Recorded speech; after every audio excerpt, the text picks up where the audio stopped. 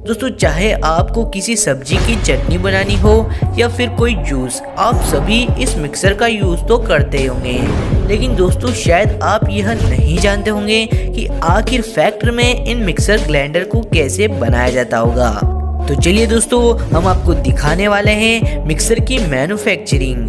दोस्तों आज की इस वीडियो को आप अंत तक जरूर देखें ताकि आपको इस मैन्युफैक्चरिंग की पूरी नॉलेज मिल सके। दोस्तों मैन्युफैक्चरिंग की इस प्रोसेस में सबसे पहले प्लास्टिक मोल्डिंग मशीन की हेल्प से इसके शेल यानी आउटर साइड वाले पार्ट को तैयार किया जाता है। इस पार्ट को तैयार करने के लिए सबसे पहले हाई क्वालिटी कार्बन फाइबर के साथ रेड प्लास्टिक का यूज किया जाता है। यह प्लास्टिक इसके आउटसाइड बॉडी को स्ट्रेंथ प्रदान करता है। दोस्तों यह मशीन इस प्लास्टिक को पिघलाकर इसके मिक्सर वाले शेप को तैयार करती है। इस प्रोसेस के बाद इस मिक्सर की कैपुट मोटर को तैयार किया जाता है, जिसके लिए कॉपर के साथ आयरन वायर का भी यूज किया जाता है। यहाँ एक ऑटो रोबोटिक मशीन द्वारा अपने ऑटोमेटिक पार्ट से कॉपर की वाइंडिंग की जाती है। दोस्तों ये मोटर जल्दी ही बनकर तैयार हो जाती हैं क्योंकि इसके आउटर शेल को तैयार नहीं करना पड़ता है। इस मोटर मैन्युफैक्चरिंग के बाद अब इन मोटर पर लगने वाली ब्लेड्स को तैयार किया जाता है, जिनको स्पेशलिस्ट इंजीनियर द्वारा निर्धारित शेप के आधार पर तैयार किया जाता है। इन ब्लेड्स को तैयार करने के लिए आयरन शीट के साथ एल्यूमिनियम धातु का यूज किया जाता है। यह एल्यूमिनियम धातु स्टेनलेस स्टील की बनी होती है, जिन्हें पतला करने पर यह बहुत मजबूत और धारदार हो जाती हैं।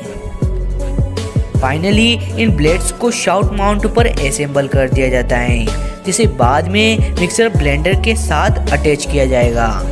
इस प्रोसेसिंग के बाद अब इस मिक्सर के जार वाले पार्ट को तैयार किया जाता है, जिसे तैयार करने के लिए रिसाइकलिंग कांच का यूज किया जाता है, जिसे बहुत ज़्यादा तापमान पर पिघलाकर इन जार्स को तैयार किया जाता है।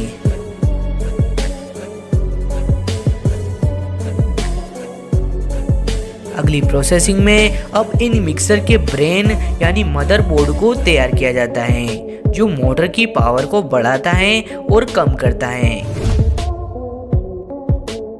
फाइनली इन जार्स की टेस्टिंग होती है और इसी के साथ इनमें ब्लेड्स को भी असेंबल कर दिया जाता है।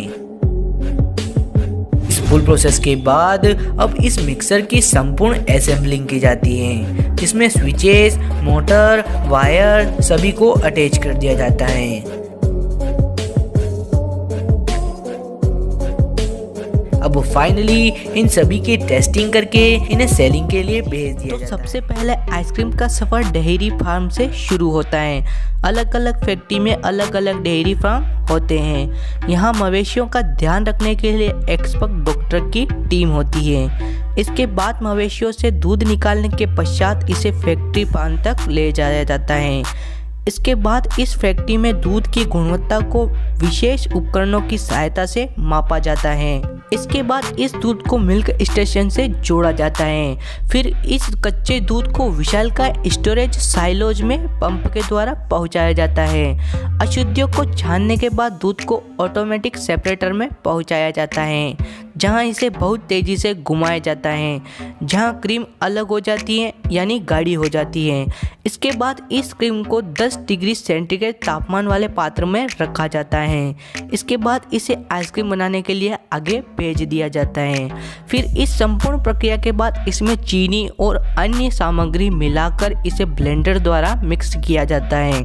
सफ़ेद और चॉकलेटी मिश्रण अलग अलग तैयार करके रखे जाते हैं ताकि चॉकलेटी आइसक्रीम भी बनाई जा सके।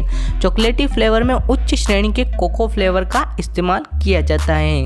इसके बाद इस मिश्रण को बहुत अधिक प्रेशर से गुजारा जाता है, जिसके बाद यह मलाईदार और गाढ़ा बनता है, जिससे सॉफ्ट आइसक्रीम बन पाती है। इसके बाद इस मिश्रण को परिपक्व होने के लिए 4 से 5 घंटों तक स्टेलाइज किया जाता है। जब तक आइसक्रीम परिपक्व होती है तब तक एक मशीन ड्राई फ्रूट्स को बारीक टुकड़ों में काटती है। इसका उपयोग आइसक्रीम को सजाने के लिए किया जाता है। इसके बाद ड्राई फ्रूट के टुकड़ों को एक ट्रे में समान रूप से फैलाया जाता है। इसके बाद इन ड्राई फ्रूट को ओवन में सेका जाता है, जो आइसक्रीम के फ्लेवर में 4 चांद लगा देते हैं। इसके बाद इसमें कॉर्न फ्लेवर मिलाने के बाद यह मिश्रण आइसक्रीम बनने के लिए पूरी तरह तैयार हो जाता है। इसके बाद मिश्रण को 4 डिग्री तापमान में रखा जाता है। फिर आइसक्रीम सॉफ्ट करने के लिए इसमें हवा का प्रेशर दिया जाता है, जिससे आइसक्रीम सॉफ्ट हो जाती है और अब हम इसका स्वाद ले सकते हैं। इसके बाद इस आइसक्रीम को प्लास्टिक की कैरेट्स में भरकर 25 डिग्री सेंटीग्रेड तापमान वाले कमरे में रखा जाता है। इसके बाद इन आइसक्रीमों को पैकेजिंग के लिए भेज दिया जाता है। Thanks for watching this video.